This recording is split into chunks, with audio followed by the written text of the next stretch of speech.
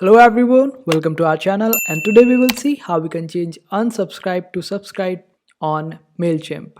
So for that, open up your MailChimp account, and after that click on your audience panel and then go to your all contacts, and here you will find all the people who has unsubscribed you. Just copy their email one by one, and after copying their email address, go to sign up forms on the left hand side, and in the sign up forms click on form builder and scroll down a little bit, then copy this URL from sign up form URL and paste it over on a different tab.